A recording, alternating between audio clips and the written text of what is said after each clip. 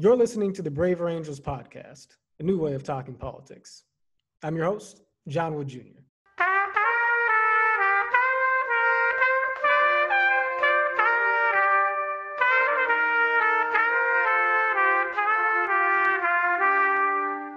Okay, folks, so we are here today with a very special edition of the Braver Angels podcast, and I mean that even a little bit more than usual in this case. Braver Angels, as some of you guys will know, has concluded our Braver Angels Songwriting Contest. We submitted, we requested song submissions from artists across America that were meant to sort of capture the spirit of what Braver Angels work is about, and this sort of healing and bridge building and sort of empathy raising mission that what we do seeks to encapsulate. We reached out to artists across America to try and capture that in song. The result of that is that we got some amazing artistic contributions to our work. And so I'm very pleased to say that we have, out of an enormously talented crop of singers and musicians, 3 winners of our contest. And maybe 3 sets of winners, I should say, and they are joining us here today. So very quickly, I want to say hello to our guests. And by the way, I'm joined today by the fabulous Miss Sage Snider, our Director of Art and Culture at Braver Angels. So you'll hear a little more from Sage in a moment, but I want to say hello, first of all, to John Baker and Donna Elaine Miller. John, Donna, for those folks who are just listening and can't see you, go ahead and say hello so we can hear your voices. Hi. Hi, I'm John. There we go. Good to have another John on the line. There are not too many of us walking around, John, so we've got to hang together. We're also joined by Tom Prasada-Rao. Tom, say hello. Hey, John. Indeed. How you doing, man? I'm doing great, Tom. It's good to see you, brother. And last but certainly not least, Mr. Scott Cook. Scott, say hello. Hey, John. Hey, Sage. Thanks for having me. Absolutely. Okay. So this is going to be a bit of a sensory smorgasbord for us. So we're going to start off here with our first place winners, John Baker and Donna Elaine Miller, who submitted the song "A United States of Humanity." John and Donna, could you tell us a little bit about your personal and artistic backgrounds? Take a minute or two to do so. Well, you want to start? No, go ahead. Okay. Well, Donna and I met many years ago in the 1980s at the happiest place on earth, at Disneyland. We were both performers there. I was a musician in the band. Donna was a performer on stage. We started writing songs together back then and have done so pretty nonstop for the last 40 years. Yeah. And I think a theme in a lot of our writing has always been exactly what Braver Angels stands for, which is building bridges, finding the commonness in our humanity.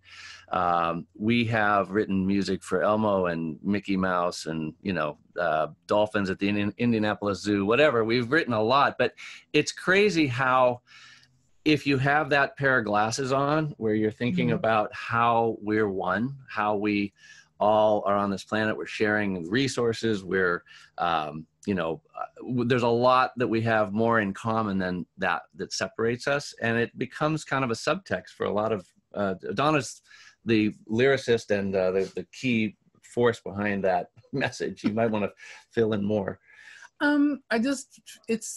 It's just been like a theme in my own life because I'm a conglomerate of ethnicities, and my whole life has just been about things coming together and not being separate. And so then, like John said, that has been an ongoing theme in a lot of things we write, and there's always some kind of almost a spiritual underpinning to everything we do, and people have just come to know that, and that's kind of what we get called to do a lot. Beautiful. Sage, you had a question? Yeah. So, I mean, I think that John already was a member of Braver Angels before this. Oh, that's right. Contest, Sorry. so. I left that part out. Yeah, I was a member of Braver Angels for 2 years. I found out about it through a Facebook post and was really drawn to it because of what we just shared. I've been very disheartened by the polarization in the United States. I've been very unwilling actually to categorize people. I mean, my first Red and Blue workshop was so powerful because I was able to show up as a person who has a variety of positions and a variety of views, and I'm not all one thing and not all another thing, and found out that those people that I considered, you know, on the other side of the table or the other color were equally as complex and as you know, nuanced. And so the first big rule was we can't be talking in these kind of global absolutes about, you know, what's right and what's wrong. It's so nuanced, and we have to see each other as humans. You know, we have to see each other as people. And I've really loved Braver Angels for that reason. This spring, everything got thrown up in the air. I was working on communications in the LA chapter with Randy Leos. You may know Randy.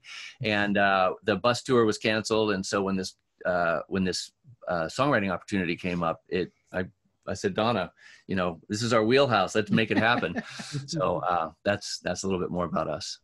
That's right. And so we're all neighbors here in California, including Randy Leos, who's been on this podcast before and is an exceptional leader within Braver Angels. And so, yeah, John, I'm very grateful to know your Braver Angels backstory here. That tells us some good things, certainly. Well, would you two like to go ahead and introduce your song? Because I think that the folks listening are going to want to hear some of it. You have something you were going to share about it? Well, I just wanted to find a way to say, what?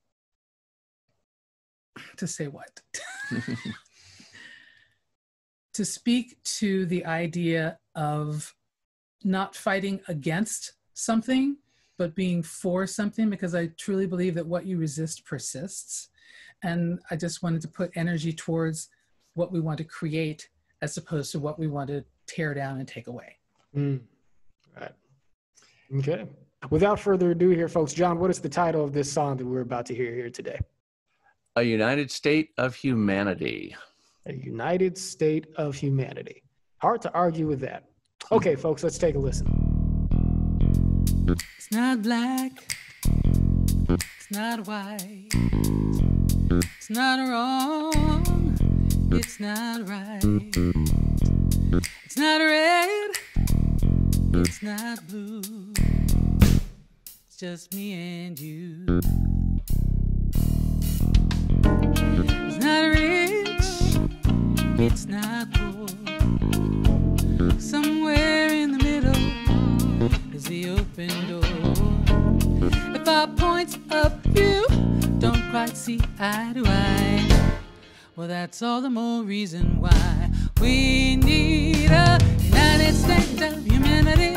We need it, we need it.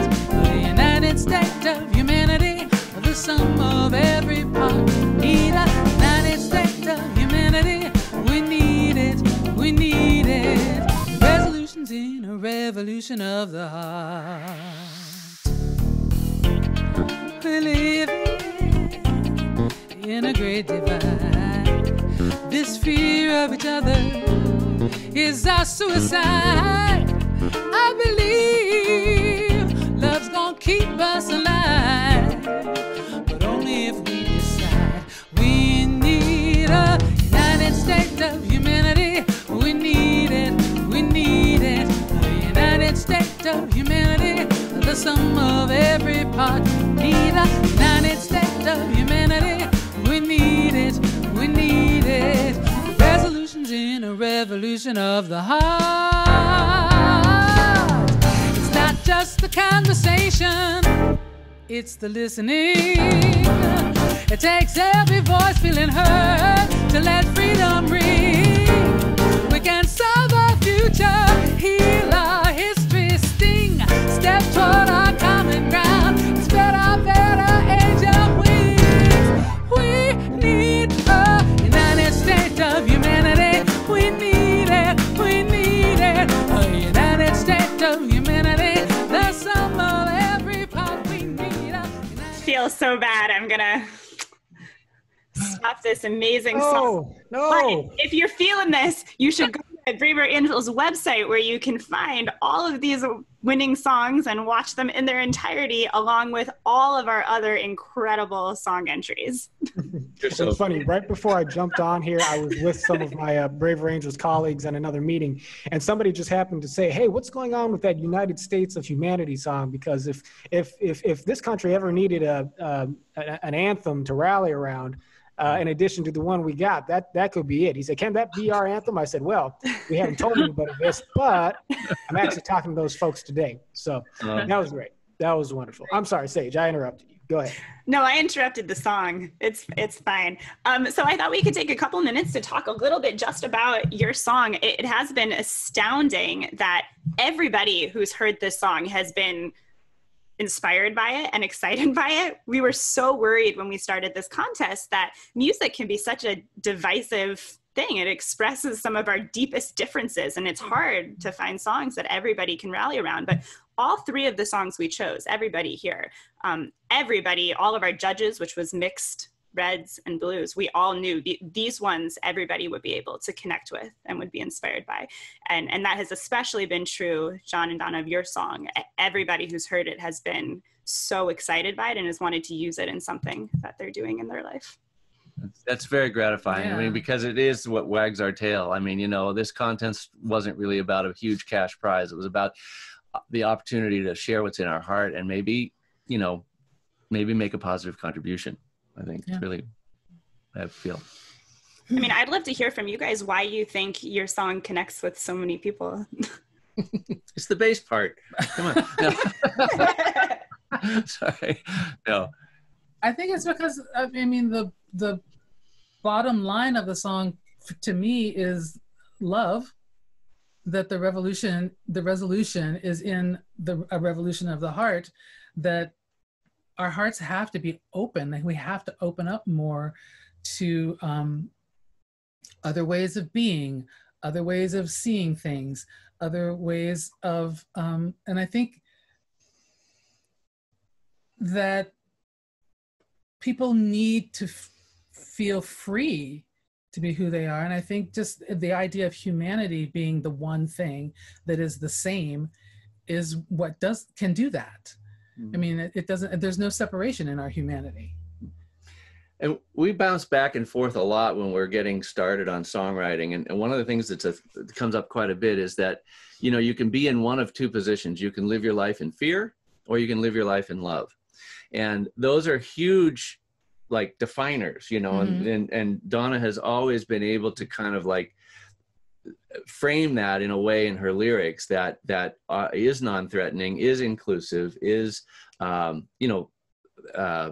in love, as opposed to there's just so many little different ways that fear can creep into your lyric, fear can creep into your life, fear can creep into your decision making, and we have a choice. And I feel like you always talk about that choice and very eloquently. That's just me from when I was a little kid. just that's my whole thing. It's just put more love into the world, be more love in my own life, and yeah, right. There's a lyric in there. I might not get it exactly right, but somewhere in there, I think I heard you saying something like we can't. Our liberties can't be preserved until every voice is heard, or something to that. It takes every voice feeling heard to let freedom ring. To let freedom ring. Okay, gotcha. Yeah. And I think that's really very core to what we believe at Braver Angels, because we think about politics as being sort of fighting for an idea and sticking to your guns and so forth. And it's all that, but the success of our politics is based on our ability to actually be in community with each other, to have relationships with each other.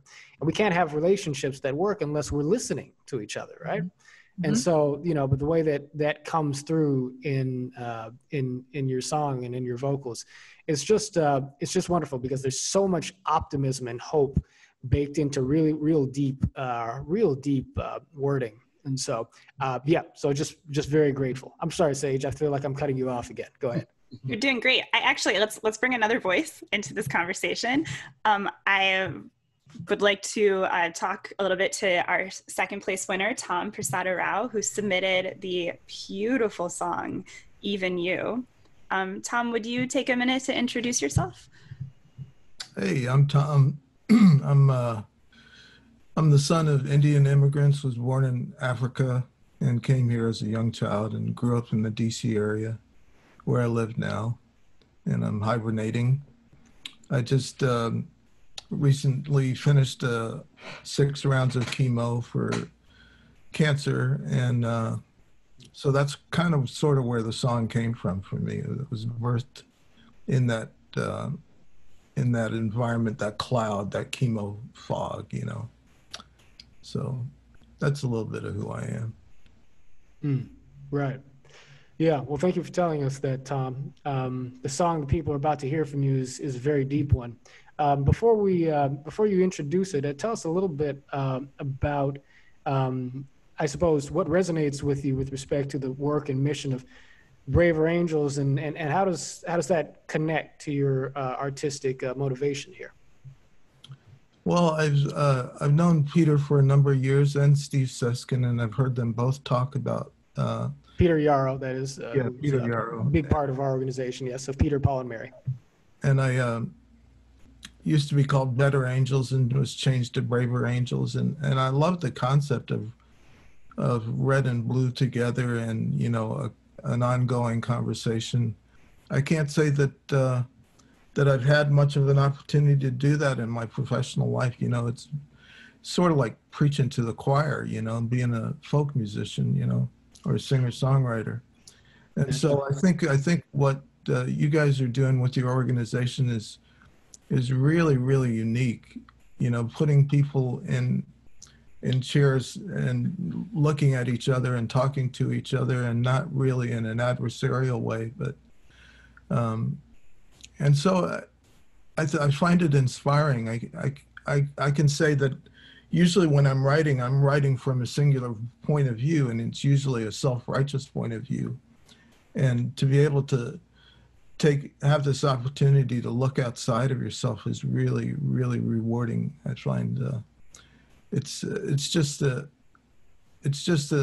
road that I don't walk down as often as I should, but Braver Angels kind of helps you get there, walk down that road. Yeah, indeed. Well, the song that you have created here is one that I think will also help get folks down that road. So let's hear let's hear a little bit of it. Without further ado, we're going to hear an excerpt from Even You by Tom Prasada-Rao.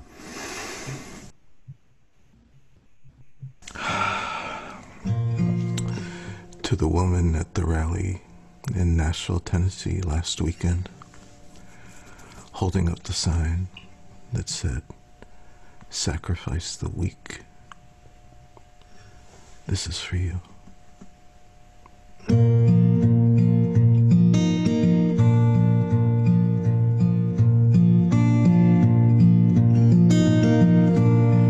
You hold up your protest sign.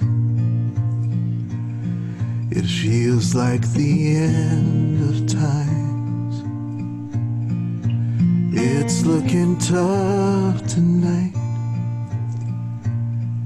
in the land of the free. It's right on my Facebook feed, all there for the world to read. And my heart starts to bleed, so this is for me. Whoever you are, whatever you've done, it's nothing that you can't overcome. Whatever it is that you're going through, even so, even now, even you, the world makes us That's not who you are to me. And I will still believe that we could be friends. I'm sure that you're struggling now. You know I am too, and how. So let's make a simple vow. It's not how this ends.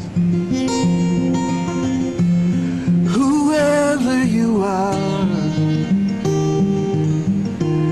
whatever you've done, it's nothing that you can't overcome. Whatever it is, you're still going through. Even so, even now, even you.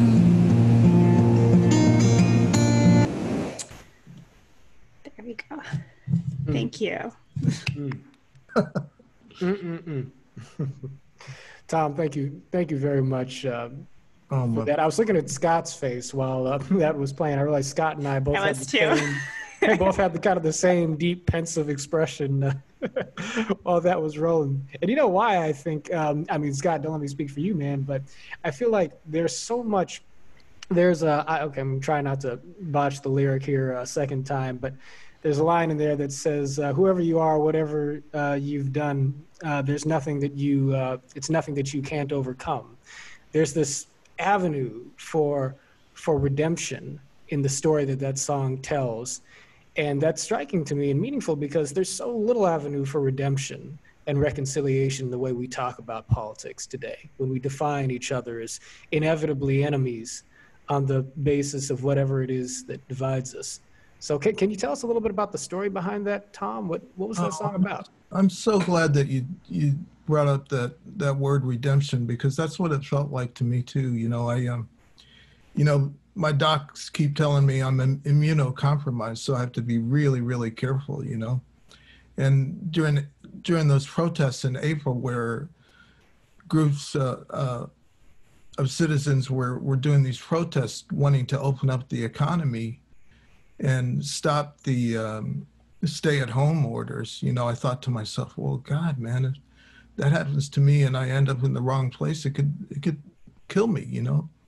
And so I started writing based on that horror, that prospect, you know, and totally not understanding where this woman was coming from, holding up the sign saying "Sacrifice the weak."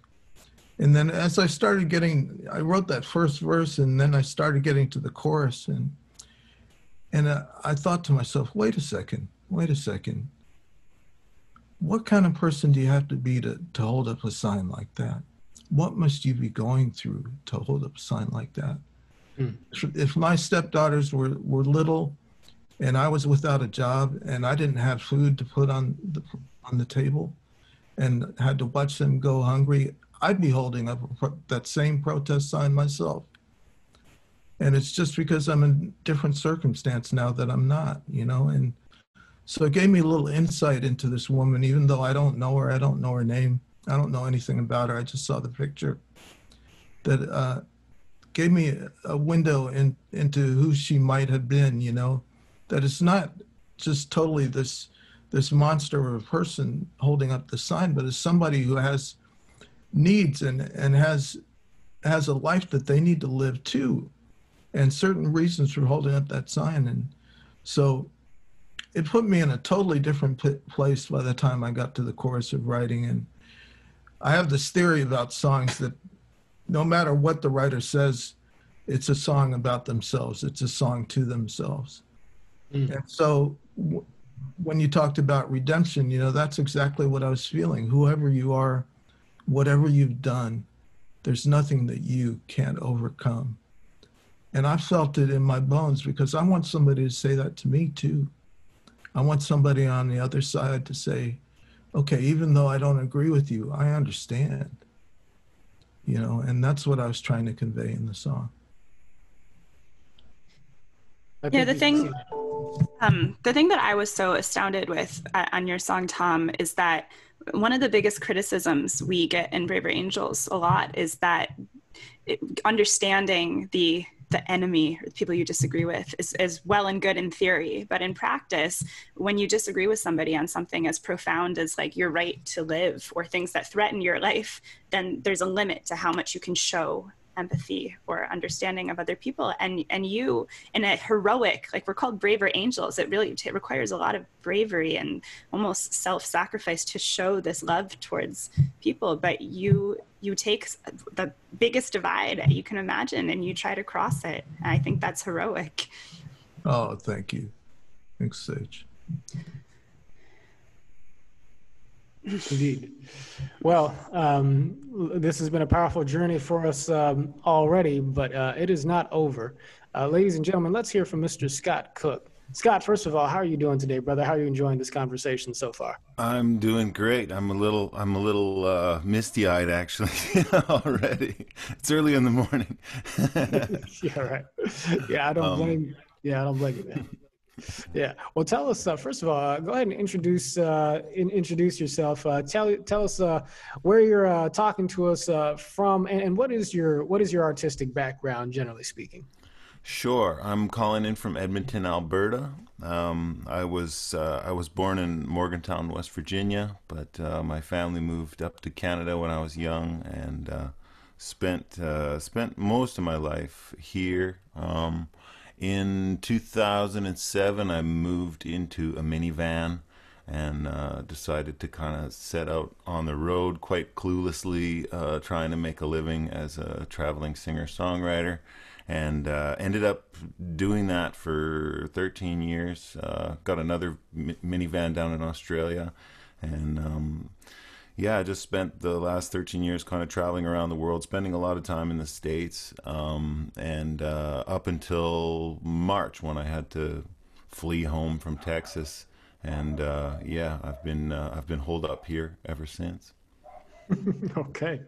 Well, while you were holed up, you did us the great honor and blessing of sending us a piece of music that I think really resonated with the judges, with the folks who listened to it, and certainly with myself. I got the chance to take a good listen to it this morning, and just got so much out of it, including just a real raw earnestness to it, which made me feel like this brother is really singing what he feels right here. This is coming straight from this man's heart.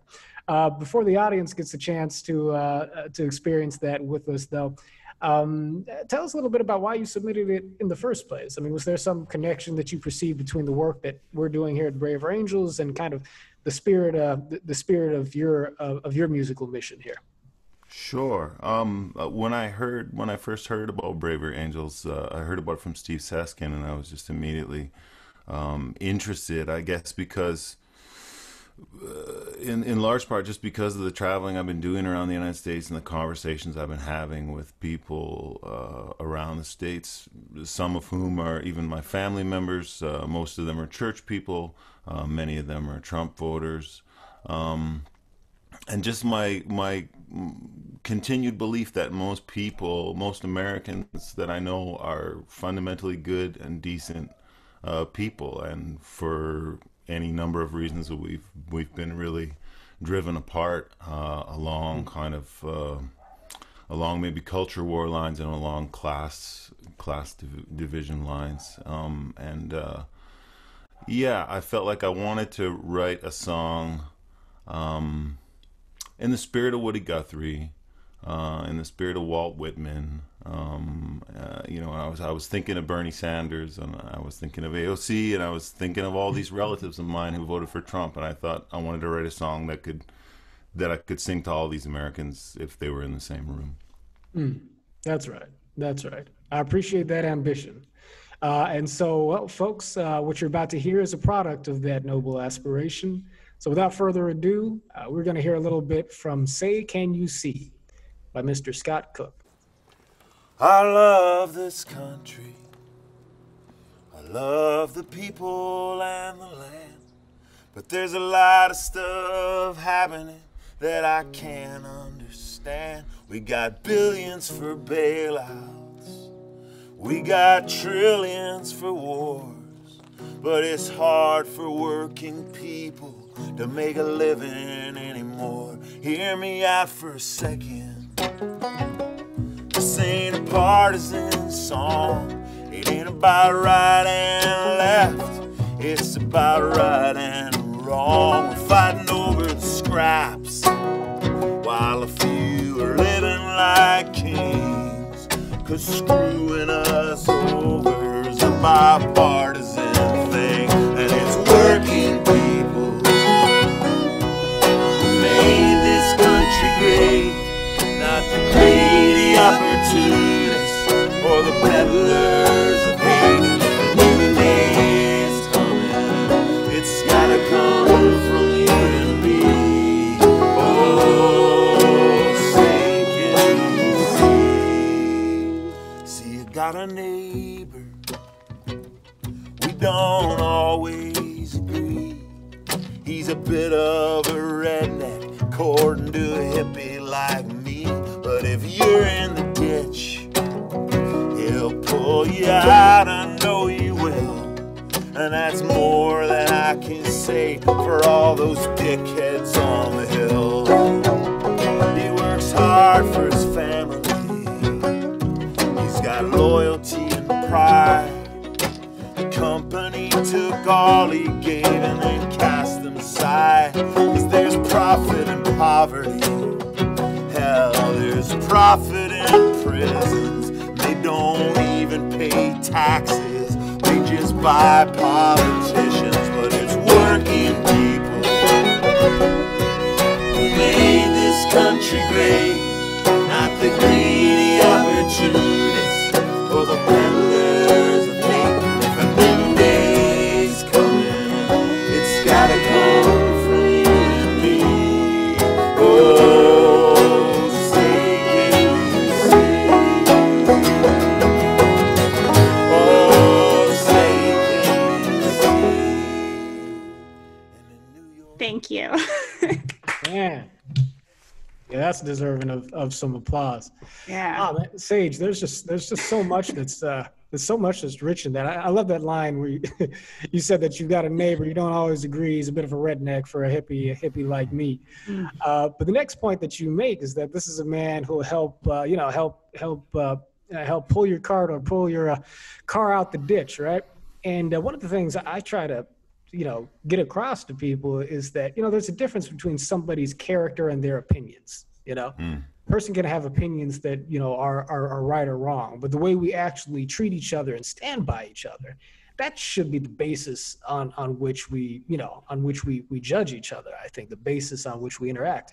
And I feel like, and let me say just really quick, man, I'm wondering, Scott, if you're ever going to park the minivan and run for office, because you've got a very definite political platform that comes through in that song, man. You could be the people's champion, but what comes through past all the political things you say is that ethic right there, the idea that we need to be not making enemies out of our neighbors, right? But seeing past the opinions to the heart of a man, right? And that's where we want people to start too. So, Sage, what do you think? This is totally my type of music. I'm like, it doesn't even matter sometimes what he's saying. I am just rallying for it the whole way through. It's a power of music, I guess. But I think that you express your position so respectfully and strongly while still being true to yourself. And that is hard. It's a very difficult thing to do. So I know all the judges were very impressed. I mean, not everybody agreed with all the political ideas, but they felt like you did it in the right way. So that was quite a testament. Thank you. Yeah. So John and I have debated before on the importance of criticizing America and patriotism. We're on opposite sides of this debate. But something I really liked, we were literally in a debate, we were on opposite sides, but in your song and a lot of your songs, I've noticed this in other songs of yours as well, you you're very strongly patriotic in your songs. You talk about how you love your country, but you're also critical at the same time. And I think that's something that Braver Angels has been talking about a lot, is how is criticism of the way we do things, how can that be patriotic at the same time, and how can we still unify around our country?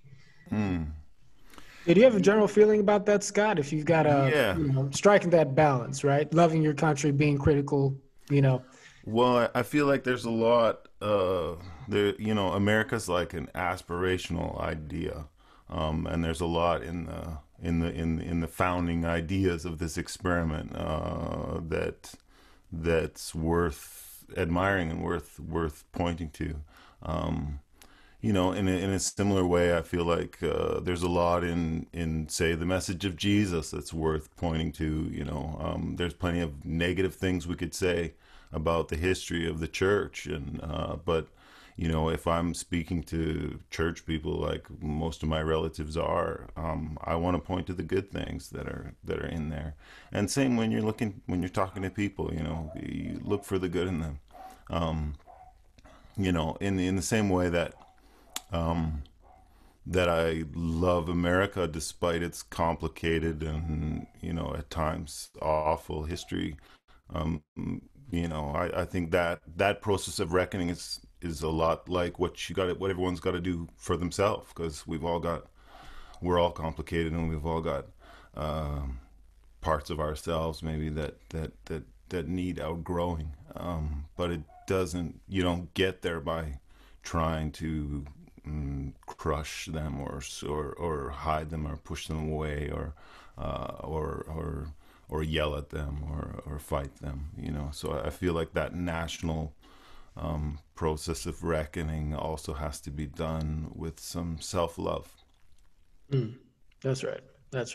Yeah, well, I just couldn't have said it any better. And again, I appreciate the sincerity that comes through in your music, comes through in just the way you illustrated your point of view on this here, which is to say that the love comes through, right? Even as you're grappling with the complexities of reality. There's certain moral complexities to the United States, to our history, and to our present moment that we don't want to ignore. But, we don't want to lose the affection that we have for our country and for one another, right? In the context of looking at those things. So it's a tough balance for the country to strike, but I feel like, Scott, your work, it helps us do it.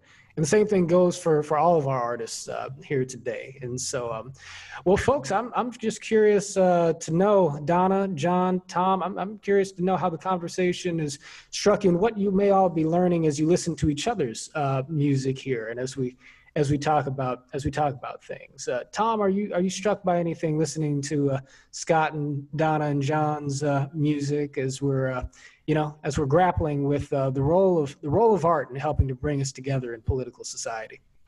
What struck me about both those songs was how uplifting they were, how joyful they were, how it kind of made you want to move. And so it doesn't necessarily need to be a song that brings you to tears or makes you want to cry or have a long conversation with your grandfather, dear departed grandfather.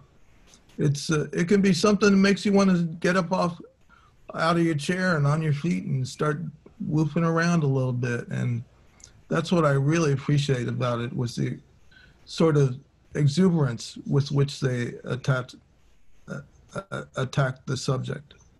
And it made me feel good. It made me feel happy. And it's like, we need reasons to be happy right now. Those songs made me happy. Yeah, well, those are true words right there. Donna, John, how are you two moved listening to your fellow artists here and taking in the conversation? What strikes you? My favorite takeaway from both of them is that they were just so honest.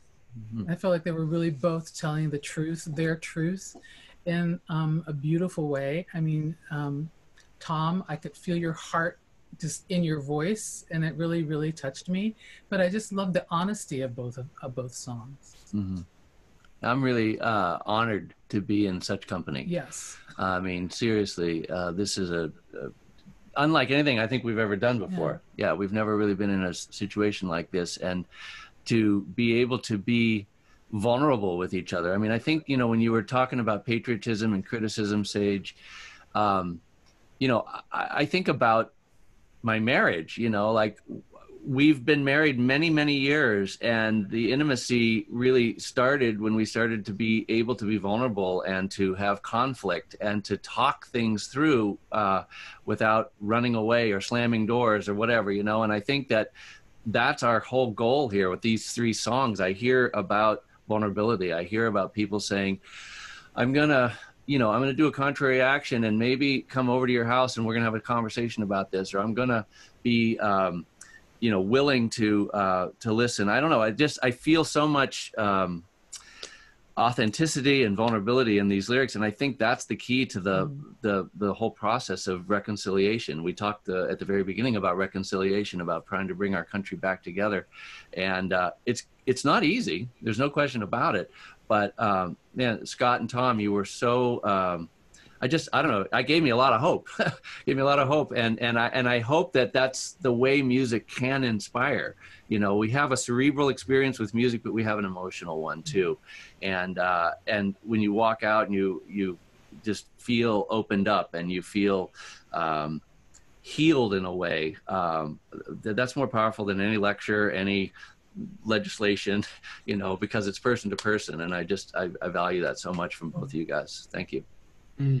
John, you mentioned you guys' marriage, and John, you will know, of course, that Braver Angels, we started, of course, as Better Angels. Our initial program offering, where we bring together small groups of, you know, conservatives and liberals, or reds and blues, right, as we say in-house, together, not so much to argue or debate politics. We do special sorts of debates now that are focused on intellectual humility, et cetera. But back then, our main thing was just bringing people together to speak from the vantage point of their personal experience. We were literally applying marriage counseling techniques to, you know, political divides. It was marriage counseling for Republicans and Democrats, more or less. And so inviting that vulnerability that you spoke to, that really is, you know, in the spirit of, you know, what we do and what we believe is necessary, I think, for the healing that we want to see. So, Sage, what are you thinking? We're not married, right? Yeah. Oh, yeah. Well, no. I brought my wife, Jerry. Donna's not my wife. Oh, no. I know. I'm sorry. I didn't mean to confuse that. Right. No. But it was neat to experience that, because I had gone to the Better Angels workshop, the Red Blue workshop, and I came home and I was telling her about it, and she was kind of pushing back, and then she finally went with me to what was it, the Inner Polarization Within, I think was the next one we did together. And it's crazy how a lot of the marriage techniques are very much about that, about creating dialogue, about being vulnerable. And I just love the fact that was in those songs. That's right. I'd love to hear Scott's opinions on the other songs too, if you'd like to share. Well, I want to echo John's sentiment that I just feel so humbled and honored to be in this company, and also wanted to kind of put in a plug for all the other songwriters, because I watched some of the other videos over the last couple of days, and wow, there's just, you know, it's really inspiring to see that so many people are thinking the same sort of thoughts, because I worry about the real possibility of civil war, you know, and it's good to see people. It's good to see how many people are thinking the same sorts of things, and I think music has a real power to get under people's defenses in a way that arguing and especially shouting, you know, will never do. Yeah. Well, we are in firm agreement, and you know, there's all sorts of reasons to worry at this moment, but there are also reasons for us to have confidence, I think, that things can genuinely progress to a positive and a hopeful place in terms of the relationships that exist between the American people.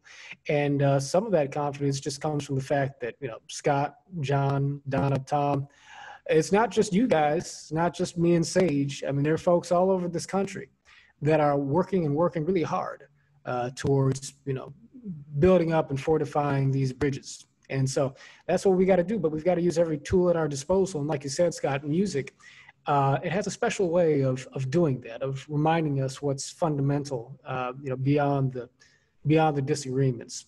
So, you know, again, I'm very much humbled myself. And also, Scott, thank you for mentioning the fact that it's not just you guys in terms of artists who have submitted great pieces worth hearing that capture the spirit of what we're doing and what this work is about.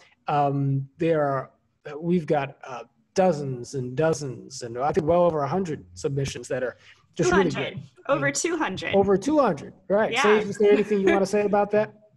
Yeah, I mean, we've got so many phenomenal songs. So many people out there who have already adopted Braver Angels ethos so deeply that they are writing great songs about it. We are going to announce soon some 10 honorable mentions, but honestly, there are so many great songs we received that we are not going to be able to recognize formally in the contest, but we will continue using the songs that we were sent during this contest and also seeking other songs that people are writing. We know people are writing these songs anyway, because this topic is so important right now. So we encourage people to let us know what they're doing to bring reconciliation and healing and cross the divide through music. Also, an important announcement is all the people on this call, Donna, John, Tom, and Scott, are going to be performing in a virtual concert with Peter Yarrow and Steve Seskin on August 7th. So please keep an ear out for that. It's going to be a great show, and there's going to be some other great music that you didn't hear today. So keep an eye out. It's going to be great. That's right. I'm looking forward to being the first in line, folks. So yeah, no, that is exciting. And really this just begins, I think, kind of the artistic avenue of our work. I mean, it really just sets it all apart. And before we got on the call here, guys, I was talking a little bit about my own background, and I know you guys know about Sage, and Sage is just a remarkable, amazing musician and artist who combines social passion with musical inspiration in an incredible way. And so, you know, I look forward to us being able to feature Sage a bit more musically as well. But I just want to say thank you to you, Sage, because you've taken really just sort of the leading role in terms of making sure that music is a front and center part of what we do at Braver Angels. And without that, you know, we're leaving one of the most important tools of the human spirit on the table in terms of trying to accomplish what it is we do. So, you know, Sage will never brag or boast, so we have to do it for her, folks. But I just want to honor you, Sage, and thank you for your contribution there. And so, yeah, well, Scott, Donna, John, Tom, it has been a pleasure and a privilege. Braver Angels members will be hearing more from you guys at the concert coming up, and I think beyond that too. I'm really looking forward to making the most of these relationships. Any final words, Scott, Donna, John, Tom, before we sign off? I'm just really thank you for all you're doing. Yeah, 100%, folks. Okay, cool. Indeed. All right. Well, for everybody listening here, Sage, is there anything else we've forgotten to mention before we wrap up? I think that's everything. Okay. Well, for folks who are listening, if you support and appreciate the work of Braver Angels, of these fine artists, and of the thousands of volunteers and supporters across the country of every walk of life, Republican, Democrat, Independent, Liberal, Conservative, Libertarian, Moderate, Progressive, Christian, Jew, Muslim, non-believer, black, white, yellow, brown. We are Americans, you know, and we are working every day to make this a country that we can be more and more proud of, and a country that truly is home, an inclusive home to folks of every walk of life, where we treat each other the way we want to be treated, right? Where we love each other the way we love ourselves. And so at Braver Angels, we are fond of saying that we are building a house united, and that's what it is. So if you're interested in supporting this work, join us as a member at braverangels.org. You'll be able to keep up with new things coming down the pipe in terms of events and podcasts, et cetera. And you'll have the opportunity to meet Americans and see the best in them from across the divide. And so like, share, and subscribe to this podcast to hear more. Like I said a minute ago, we are building a house united. Until next time.